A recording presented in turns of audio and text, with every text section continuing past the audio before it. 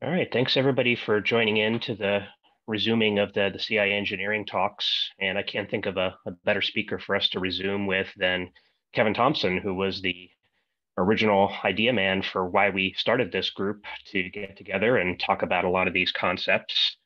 And Kevin has been gracious with his time right after the holiday to come back and give us a little bit of an overview of the current solicitation for the CC Star program, which I know is of interest to a lot of people within the university space and the regional networking space. So without further ado, I'll turn it over to Kevin to walk us through the overview. And if people do have questions during the talk, just put them in chat and I'll stop Kevin periodically if we have any questions, and otherwise we can have a discussion at the end. So Kevin, it's all yours.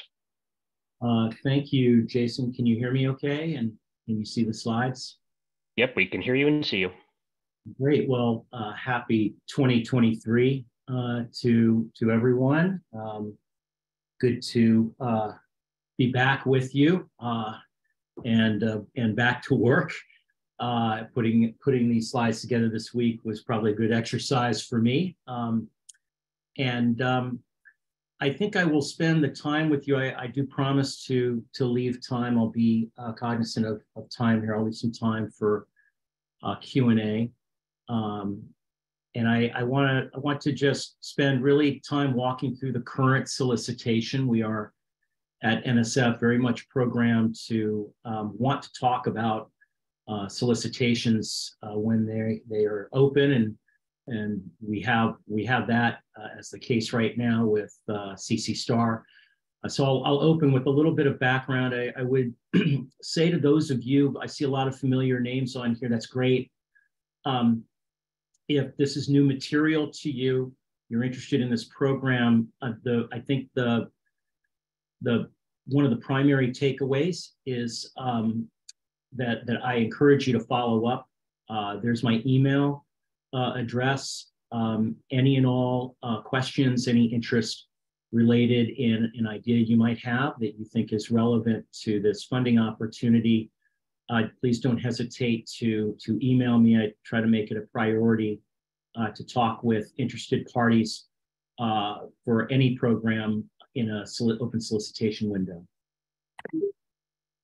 So with that, a reminder of NSF's mission being to promote the progress of science, to advance national health, prosperity, and welfare, to secure the national defense. That remains our office space in Alexandria. We are open for business there. We are in maybe not full time with some expanded telecommuting policies, but we do spend time in that building, and you're welcome to visit us. It may be some time yet before we restart panels in person, but hopefully that we will see that day come. I will spend just a little bit of time briefly on CC Star background. I really want to walk through the current solicitation. When we walk through solicitations, we do tend at NSF to stay very close to the material. So apologies in advance. Much of these slides will not only contain word-for-word text out of the solicitation, but I will be reading word for word from that text. And our engagement with the community during an open solicitation tends to be pretty tight along those lines. So with that as a warning, I'd like to first kind of step back for a moment and think about R&E networking. That was certainly the genesis of this program. And I think it's useful to think about the importance of high performance end-to-end networking. And that's reflected in this century as scientific discovery being a global collaborative endeavor. We have a lesser known, perhaps, program where we have supported over many, many years at NSF network capacity between the US and other parts of the world. There you see some just slightly outdated in a couple places, maps of what is available to us in the R&E community globally. And most of these links you see, whether funded by NSF or other countries or other elements, most of what you see on this map, at least in the two figures there, are dedicated capacity for the R&E community. And that's a very vibrant community. Another look at the various layers of research and education networking is this map that shows the QUILT Consortium and its members and their member-based fiber footprints at the state and regional level. And of course, what I'm not showing here is the Internet 2 backbone. We are fortunate in the US to have multiple national R&E networks, Internet 2 being really the primary one for .edu, but others very well known and very powerful, such as ESNet, some other mission networks. So, I find it useful to, step back and again, think of these different layers of R&E network fabric, global, national, state and regional. And, what wasn't shown in any of those maps is really at the campus level, where the researchers and educators and students sit. And in some sense, CC Star represents, a statement that all of these layers are needed for end-to-end high-performance connectivity in the 21st century, and all are worthy of support and sustaining. As a reminder, this program did not appear out of thin air back in 2012. It was in direct response to a advisory committee on cyber infrastructure for NSF, a task force. In this case, the specific one was on campus bridging. That report, I think, remains actually kind of a cool read. It's been some months since I paged through it, but it's interesting. Some things are as true today as they were 10 plus years ago.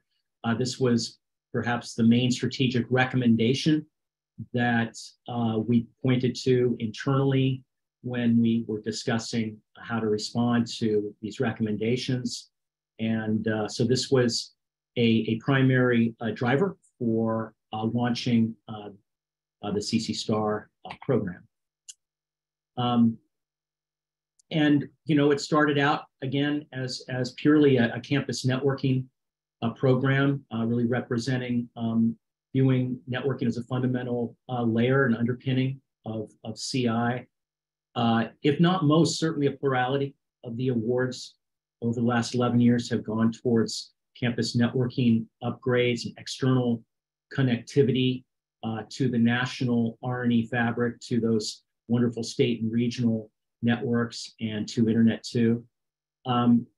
Just as importantly, this program adopted a wonderfully composed architecture coming out of ESNet that we continue to refer to as Science DMZ. If you happen to be at TechX last month in Denver, Eli Dart gave a really cool fresh talk on Science DMZ's kind of an extreme speed type of talk, current day. This not only is the concept, I think, alive and well, but continues to have impact. We've, over the course of 10, 11 years, seen campuses take very creative interpretations of the concept in terms of how they've implemented it on their campus.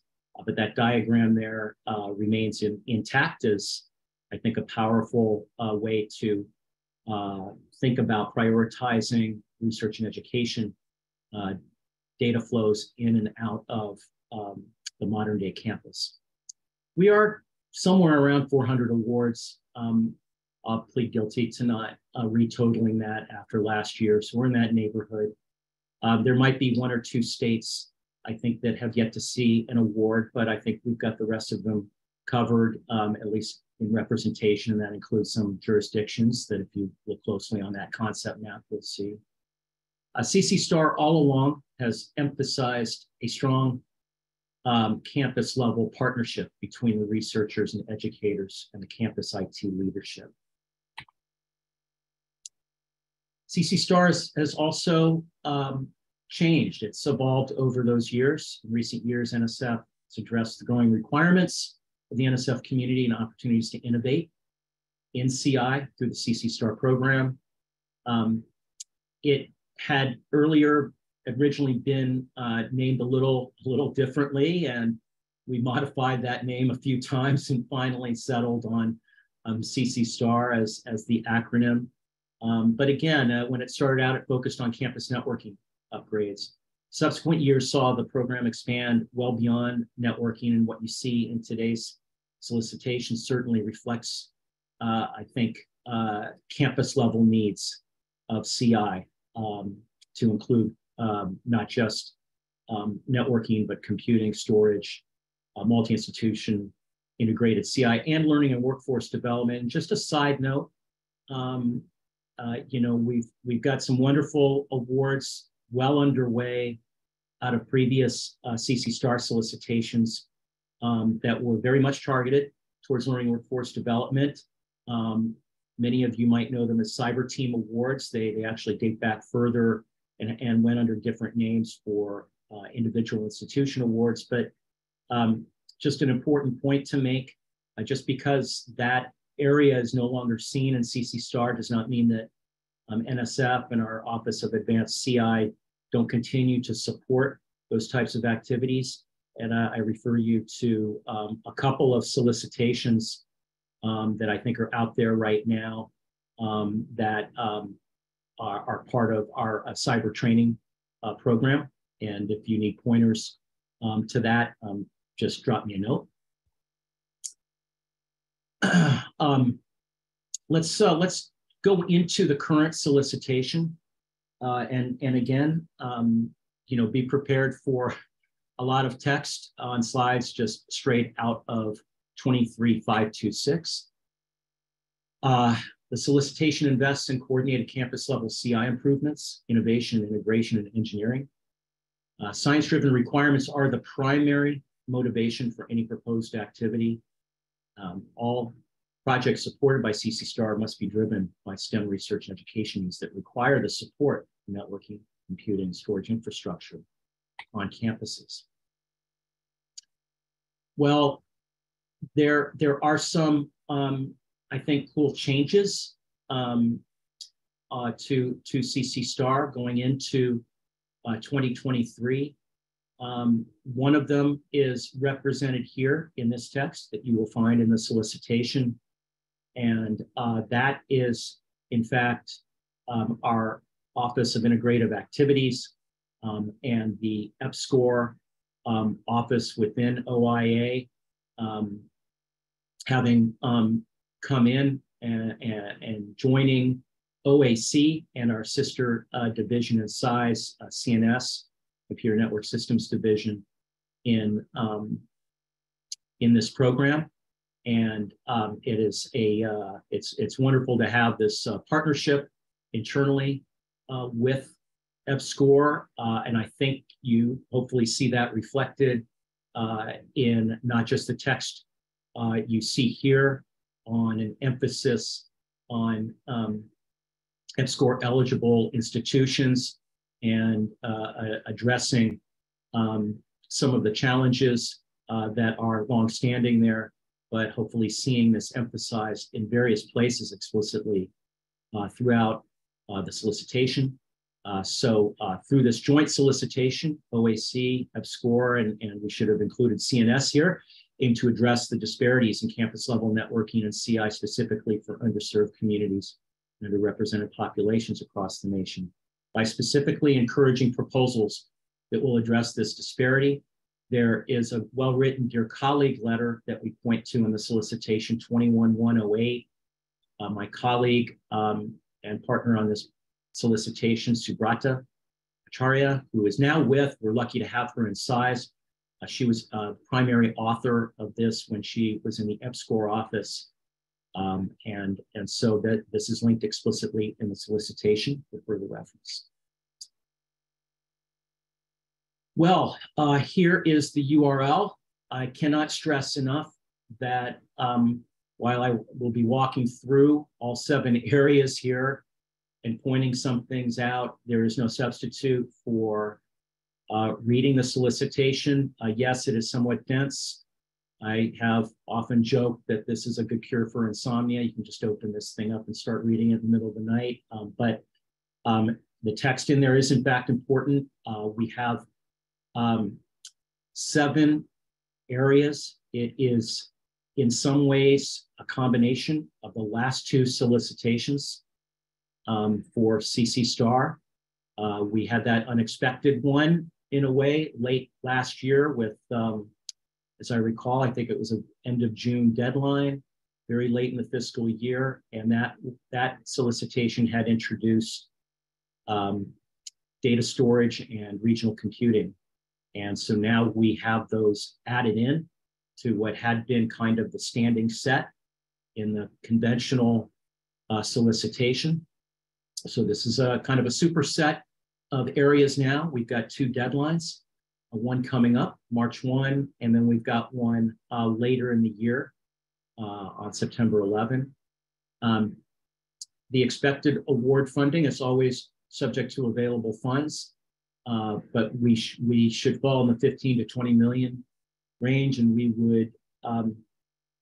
would estimate 30 to perhaps over 50 expected awards with that kind of available funding. So let me start. In a moment, I will walk through the award areas. This is the set of program officers that we have on the program.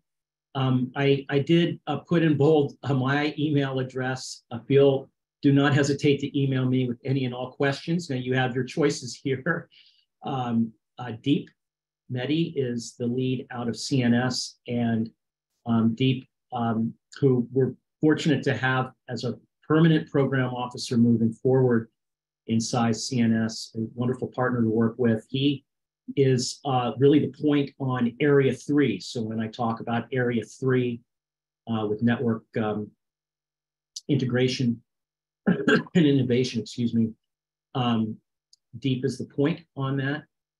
Feel free to email either both of us or anyone else, certainly on this list. You see Amy Apon on this list.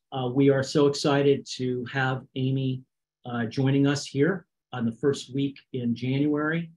And this is her first week. Welcome, Amy. And we're also lucky to have her join us on the CC Star team. And I'm sure you'll see her also part of some other programs as well. The program-wide criteria for CC Star really remains intact. There has been a little modified wording in the cyber infrastructure plan discussion in particular. Note that, and this trips up at least one entity almost every solicitation. Sadly, it's not at all unusual to see more than one proposal come in that forgets to include the CI plan as a supplementary document, max 5 pages. This is a must-have across every proposal except those that go into the planning grant area, which is now the last program area, Area 7. I will refer you to the solicitation for, as I will repeat that in each of these areas, but specifically there is some wording up front before you get into the area descriptions in the solicitation on the campus CI plan. Here I've included a few of the choice elements here where we do not give you a specific template. ESNet has been kind enough to host and solicit existing campus CI plans for years. And there is a URL there, and you'll see it in the solicitation along with a bunch of other helpful URLs for reference. depending on the context in which area you're in. But there are examples in there. Yes, maybe some of those are a little dated, but I think all of those are useful. And you can see some different takes from different size institutions in that set. The wording, again, has changed a little bit. We explicitly encourage campus CI plans to think about the mutually agreed norms for routing security as one example and point to that URL. We have some specific words in there on in common and I believe it's called the Research and Scholarship entity. So again, please look at the specific text for that. Along with the CI plan, as I think what's been a very important driver for campuses to think strategically about where they want to take their CI strategy, their investments.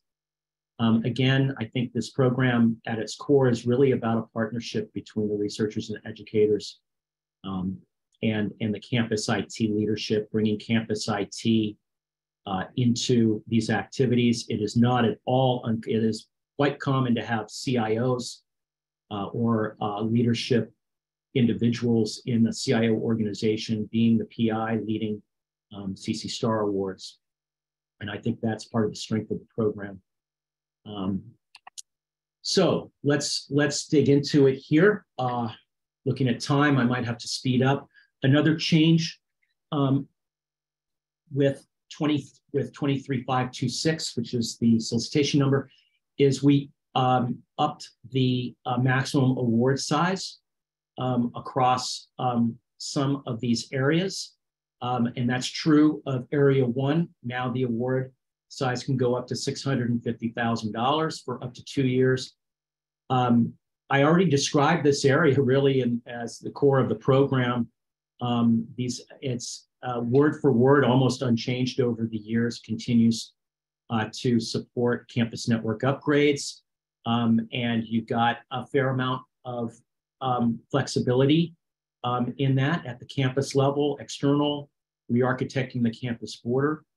Another change I will point out now, and I may skip it in talking about the other areas in the interest of time, and this is an important change. We used to have I'll call it a lifetime exclusion for awardees in the past. If you had received an award in this area, you're essentially banned from putting another proposal into this area. We've lifted that for awardees that have not seen an award in this area within the last 5 years. That is also true, I believe, of text in Area 4, campus computing, which I'm not sure has even been around for 5 years. And the same wording is in data storage, which was seen only for the first time this year. So I think this 5-year number is probably most relevant to many institutions for Area 1.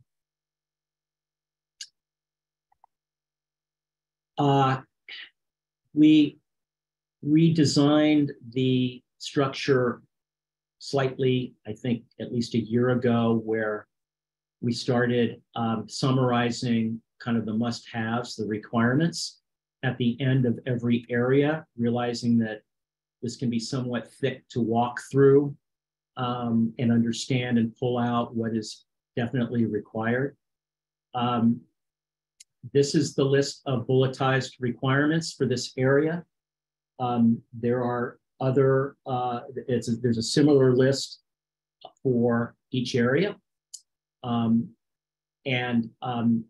These are all addressed in the text in each area description. I'm going to point out one or two in here. The summary table of the science drivers and their network requirements in the project description is a required element. Equipment quotes are a required element. You have to include those as part of the proposal submission. We don't allow those to be sent in after deadline if you have forgotten it.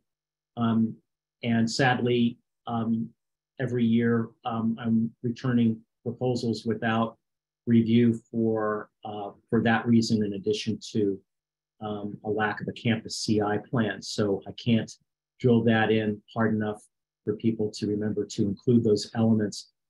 These summary tables where you're quantifying, network requirements for science drivers, that, there's an equivalent to this, right, in some of these other areas, and in the compute in areas 4 and 5, it relates to mapping the science driver needs, to computing requirements. And this is an important and over time has proven to be a challenging thing to put together for proposals quantitatively, to go beyond the qualitative and to provide some numbers. And so there's some guidance, I think, in the solicitation on these elements. I won't go through all of these word for word, but another element that you really need to include is a network diagram of the proposed network upgrades, and hopefully something that's not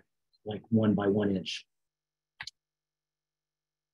Okay, area 2, an outgrowth over the years from area 1 in understanding not just that putting together an area 1 proposal is very challenging, but also opening an additional door, especially for under-resourced institutions, to participate in the program.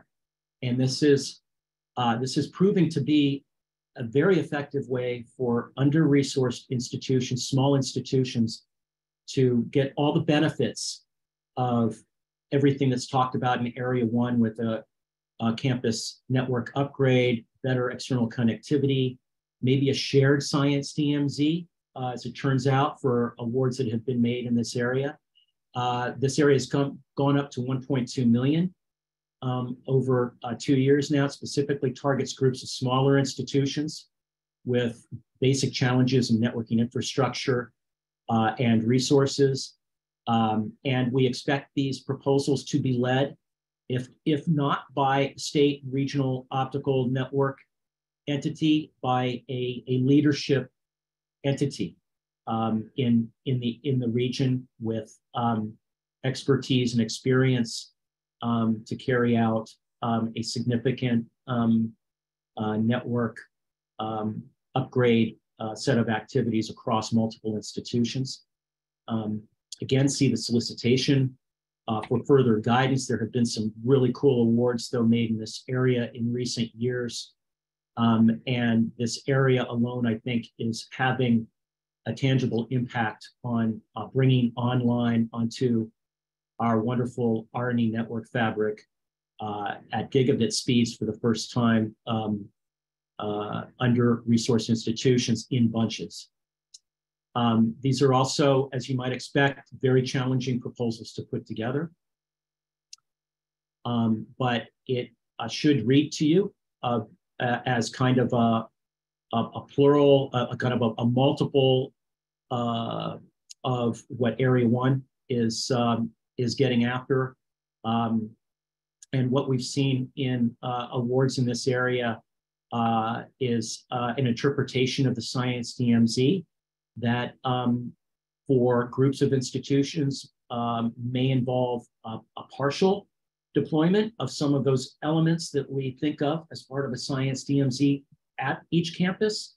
We've seen the concept, the functionality of a shared science, of a science DMZ taken kind of into the network as well at a common exchange point as part of the state network, and those components and those services are shared kind of centrally. So there are different interpretations there.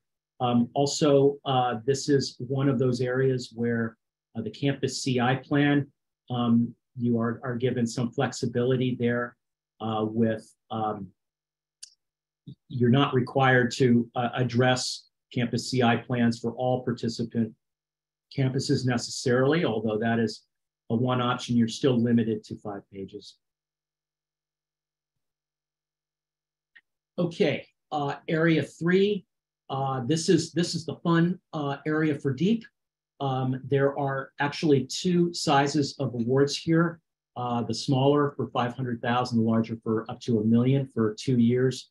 The goal is to take advantage to leverage research results in network research, prototypes, and emerging innovations, and to use them to enable specified researchers in a networking context. Proposals in this area are expected to reflect innovation and advanced networking. As a result, this area is not appropriate for projects whose costs are dominated by equipment purchases. You'd expect that in some of these other areas. This one's different. Proposals in this area support the development and integration of innovative network capabilities, network-related software development, and deployment activities resulting in an operational environment prototype. That's what is expected to see. This area has funded some really awesome awards over the years and allowed experimental deployment at the campus level for new innovations in networking. And in fact, one of those areas that has proven, I think, very effectively leveraged here is in the second bullet there, in successful research prototypes in SDN. This area has supported SDN experimental deployment multiple cases over the years and very successfully. And here you see the range of activities that are laid out here. I will point out here this, I think, very effective leveraging, encouraging the R&D community in networking, campus networking, to leverage some wonderful network research resources that the community has available to it in the form of not just Chameleon and Cloud Lab, as mentioned in there, but now the emerging Fabric experimental national network. And if you were to do an award search, which is also, I think, kind of a useful exercise to go through if you're new to this program, to see what has been funded in the past, you will see some cool awards made over the last couple of years that are all about leveraging Fabric as part of their integration and applied R&D networking activities. And here you see the requirements for Area 3 that are summarized at the end. Again, there are kind of 2 sizes of a proposal, integration small and integration large, that you have as an opportunity. I will also point out that this area is very explicit in wanting to see the involvement, engagement, and support for graduate students where appropriate in conducting these proposed activities. I'll step back for a moment and mention something that I forgot to include in the previous 2 areas. Clearly, I'm not going through all the guidance that we give in the text, but especially for areas 1 and 2, there are some very helpful URLs and referrals to help you in scoping elements of your proposal. One in particular I'll call out is one that we've had in there for several years now, called EPIC. This is the EPIC Center has a range of expertise, and it's a nexus, if you will, for community best practices that goes down to the details of understanding down to the equipment configuration level, what might be worth looking at and what might be problematic. So I'll refer you to the text on that. The URL is in there for EPIC. It's a wonderful entity and available to proposers, especially in areas 1 and 2 where it's specifically mentioned. I'll also mention briefly, maybe this is more for, well, this is just as relevant to existing awards, and something I don't do a very good job of reminding the community about. All of these awards, like any award in NSF, by the way, almost any award, you can come in with an REU supplement. So I want to encourage active awardees. A number of you on this call are active awardees, and we certainly encourage REU supplement proposals. Beginning of the year is, I think, a very good time to maybe think about that. The limitations there, I think, remain the same, up to 2 undergrads at $8K apiece.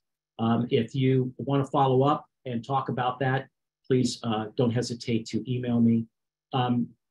But in regards to proposals under this solicitation, we view all of these areas as ripe with opportunities for student engagement at different levels. And I think even viewing many of these proposed activities that we're trying to fund as, infrastructure activities, these are fantastic opportunities for undergrads to learn some real world techniques and capabilities, and maybe give them some experimental and research opportunities off of that. Okay, area 4, campus computing. This has proven to be an amazingly popular area. Since it's been introduced, time is flying. Maybe it's been 3 years now, but we've had dozens of awards in this area. This promotes coordinated approaches in scientific computing at the campus level. And so, the interesting thread here for this area and for the next 2 areas is this concept of resource sharing. And so that is one of the requirements in this and the next 2 areas. Like the other areas, you need to come armed with scientific and engineering projects, and in this case, their research computing needs. And the challenge here is analogous to the challenge in those other areas, especially areas 1 and 2, and quantifying what those needs are. And in this case, walking that path of towards, this is why you are proposing these specific GPUs, these specific CPUs, this combo, and that goes as deep as specifying the scientific computing codes expected to run on the resources. So that is the challenge, one of the main challenges here in this area. NSF encourages proposals in this program from under-resourced institutions. Strong preference will be given to proposals demonstrating a compelling need for access to campus resources, including institutions lacking necessary computing and storage resources on campus. And then there is this requirement to commit to a minimum of 20% shared time on the cluster outside of the campus. And that is, if you look at the text in the solicitation, we are talking about doing that through a national shared computing fabric. And here's the one that we mention as one option, a very popular option, one that has seen adoption and sharing of their compute resource. This is Open Science Grid. The PATH acronym is really the name of the award. It's worth noting that this is a well-supported activity funded by NSF to the University of Wisconsin. Madison is the prime, and OSG has been in the community now for decades. It is production, distributed high throughput computing at scale. There you see some of the numbers involved. And I actually think that, in the context of CC Star and sharing compute resources as part of a fabric. You'll see online when you go to their website, their discussion of the OS pool, the open science pool. Just as a brief aside, these services, this OSG fabric of services goes well beyond the open science pool. There are other science pools in operation today that are really the underpinning of computing for some of the country's most important distributed science projects. And so their production numbers do speak for themselves. We have very healthy activity and fantastic contributions out of CC Star. It's a two-way street with this sharing model. This also, you think about access to and being part of a shared compute fabric. Not only are you making your unused cycles available opportunistically, but it puts you in a position for your researchers and students on your campus to reach out in times of stress on your computing systems and access additional unused compute resources elsewhere. It doesn't have to be OSG, by the way, and we have had some awards using NRP is an example of very closely associated alternative. But whatever you choose, there's some wording in the solicitation for this area and for this next area, where we expect you to talk to that and expect to essentially reflect that you have thought through how that's going to work, and that whatever federated shared fabric you choose is, has sufficient resources and services, etc. So there's just a little more information on OSG and in this case, joining what would be the ever-growing open science pool. You see some numbers there. The number of CC Star campuses is actually over 20 now, and we've got others that are in the process of coming on and that have been awarded in the last year plus, and they are working towards joining this as well. And then here is again the list word for word of the requirements that you will find at the very bottom in bulleted form at the end of area 4, almost providing you in a way a checklist. You see that we include an emphasis on open source-based approaches to monitoring.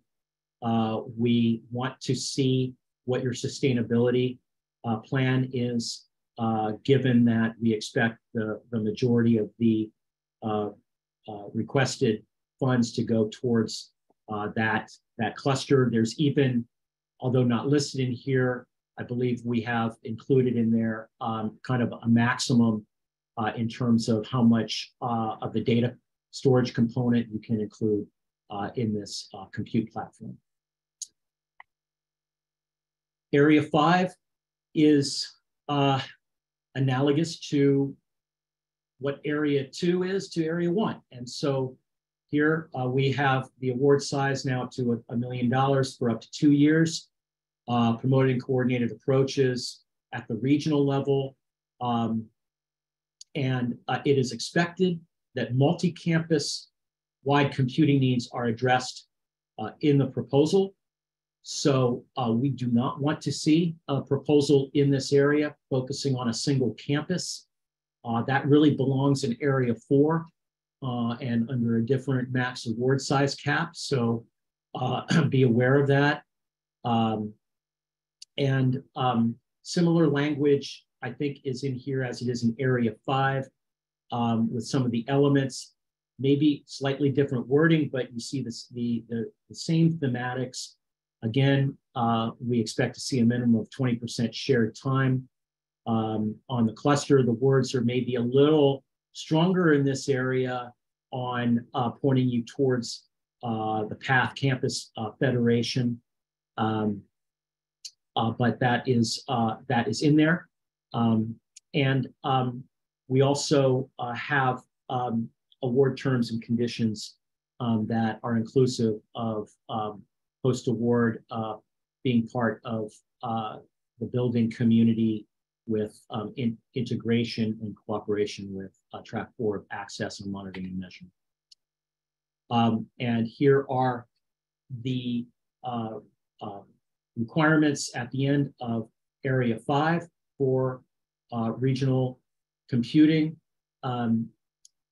Again, the challenge in Area 4 and Area 5 historically is making a compelling and coherent walk through from the science drivers to justifying the CPU, GPU types based on the codes you're running, the expected usage profiles, et cetera. So that summary table is an important requirement in this area as well. And for Area 5, we would expect to see that summary table reflective of the various campuses that are participating and being part of that shared compute resource across multiple campuses. Area 6, data storage, introduced for the first time last spring. In the previous solicitation, the award size is up to $500,000 total. Supports coordinated approaches in scientific storage and data, and also has a sharing requirement.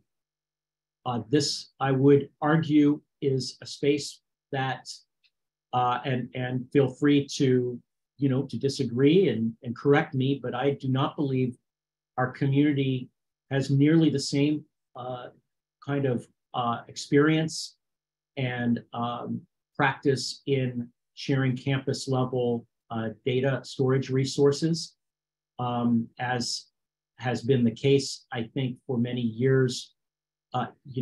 With computing, there are campuses that have a long and rich history of being part of that kind of national shared compute fabric. I think this concept mapped to a data federation, in my opinion, is a little more aggressive in the context of this solicitation, but that requirement is in here. And there are the same common elements from the other areas appear in here in the context of data storage. Again, NSF encourages proposals in this area from under-resourced institutions. Strong preference will be given to proposals demonstrating a compelling need for access to data storage resources, including institutions lacking necessary data storage resources on campus. And here, the text in this area points to an example shared national data federation fabric. And this is the OSDF that is also a component under those PATH services. I will refer you to the URL that is in the text for more information, which could potentially lead to a discussion for a potential PI in this area and the PATH leadership team. And here, at least 20% of the space on the proposed storage system is expected to be made available as part of the chosen federated data sharing fabric. The text does not require you to choose OSDF. It does, I believe, have wording similar to the compute side in expecting you to, talk about it and describe that interaction and how your proposed storage system fits. This is a low-res picture of just giving you a brief look at the Open Science Data Federation. Frank Werthwein will also talk about this in the context of it being an underlying federation for their National Research Platform, their NRP. And he's, in fact, you can actually find an interesting talk by him on OSDF on YouTube. It's also listed off of the OSDF webpage that is shown in the solicitation. And their federation is structured around concepts of caches and data origins, and offers, I'll just refer you to the description on the kind of the flexibility of options on how to connect. Here is word for word the summary requirements for data storage.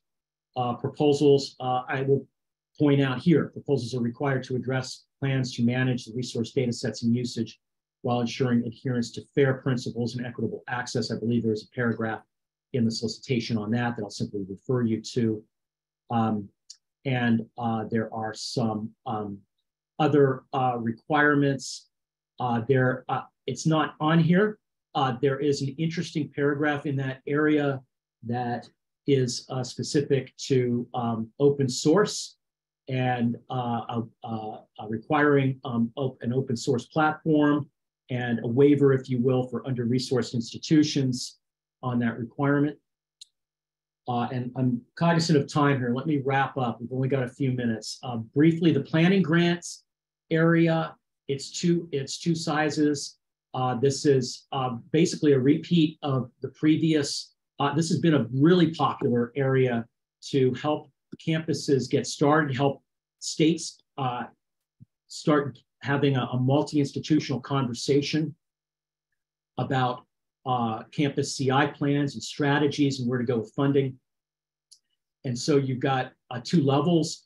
That first level up to 100,000, we would expect a single campus to be properly resourced to explore those, those discussions if they haven't already had them, and events on campus. The CI research alignment expands that concept, and we have seen some really cool state initiative level approaches funded under that slightly larger funding umbrella. It is worth noting that we are not accepting planning proposals for the Area 3 network integration and innovation. We are very welcoming of planning grant proposals that can lead to follow-on proposals years hence on the other areas in the program, if you will. One final note, be aware that by the time this deadline rolls around on March 1, Fastlane, you won't be able to submit via Fastlane anymore. That gets turned off the end of this month. I will refer you to that research.gov URL for further guidance. I want to make this point because it happens every year where institutions wait to the last second to submit a proposal. If an SRO has little experience outside of Fastlane, you can imagine the problems that might be created in addition to the pre-existing issues that we always see a day of submission. So, if you're on this call and you're very interested in submitting a proposal, you might think seriously about trying to get that workflow in not on March 1 if your experience in submitting is largely, if not entirely, through Fastlane. I will stop there. I apologize I did not leave more time, but I see there's some action in the chat. And thank you for bearing with me through this hour. I hope this was helpful to you. Jason, do you want me to walk through some things on chat, or do you want to just open it up for questions? I think what we'll do is we'll open it up for questions. Most of the things that are in chat were just URLs that we were throwing out there as you were mentioning them to make sure that people had a record of that. So what we'll do is you do have the ability to unmute, but I would ask you, if you do so to ask a question, just be in an area where you don't have crying babies or barking dogs or garbage trucks or whatever, or you can use your hand and I can call on you. But if anybody does have questions, and I'm sure there are a couple, please ask your questions.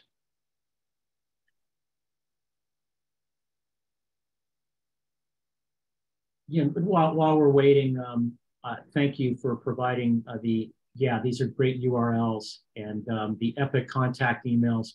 Thank you, Jennifer. Didn't realize you were on. That's great. Are there any programmatic distinctions between the two deadlines this year? Happy New Year, Steve. No, the text remains, that will be the text for both deadlines. And that second deadline is it looks like it is in the calendar year 23, but for us, those will be fiscal year 24 actions. So it gets us into a new fiscal year, Steve, and new money available as a result. So I will just say briefly, it's perfectly fine for proposal ideas to wait for that second deadline. So this isn't going, subject to something weird happening. That deadline will remain, and this text will remain intact and unchanged between now and September 11th. Yes, the 15 to 20 is for FY23. So that is available for us in fiscal year 23. That is our plan, and so that is available for the March 1 deadline potentially. All right. Do we have any other questions from anyone, either raising your hand or typing it into the chat room? Again, don't hesitate to email me. Happy to hop on a Zoom with you at your convenience. Consider us available between now and March 1. That will be a priority for us here. And happy to talk to you individually about your proposal idea, whether it fits, and to provide appropriate feedback as much as we can. And we had 3 more come in, Kevin, if you want to take a look at them. Okay, do we expect a similar budget to 24? Yes. This is certainly also kind of an inherent risk of doing multiple deadlines, but I think we're comfortable in planning for that for 24. Let's see, Zach. Happy New Year, Zach. Mostly confused around the FAIR principles, right? That piece is somewhat confusing to me. There is, I believe, a URL to that material.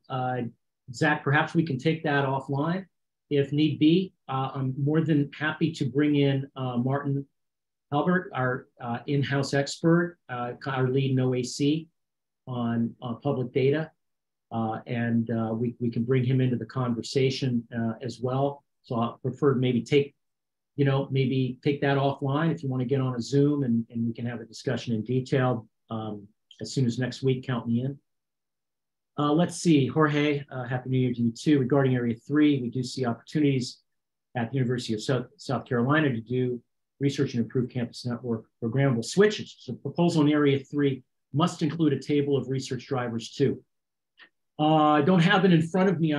I've gotten spoiled in just leaning on deep completely on Area 3. I don't recall if that's a bullet on there or not. So that'll be homework for both of us. And Jorge, I encourage you to email Deep directly for questions on Area 3, and you're more than welcome to CC me. Regarding Area 2, is a CI plan required as a supplement? No, it is not. For Happy New Year to you too. There should be wording in there giving you some flexibility. We often see the campus CI plan specific to the leading institution. But we've also seen a 5-page campus CI plan try to take a crack at addressing strategies across every participating institution. So you've got some options there. And then great, Rick has provided an additional URL for guidance on FAIR. Thank you. And I know we're over time, Jason. Maybe I should hand it back to you. Yeah, so as Kevin noted, if you do have questions, you can just respond to his NSF email. It is in the chat, and I'll make sure that the mail that I send out after this includes the link to his email as well as the slides and the recording. So thanks everybody for coming back for the start of CIEng again this year. Next week, we will have another talk from Marla Meal and Wendy Huntoon from the WINS project, and they're going to be talking about the upcoming deadline for WINS, as well as giving a little bit of a debrief of that program. So hope everybody has a good rest of your week, and we will talk to you soon. Bye.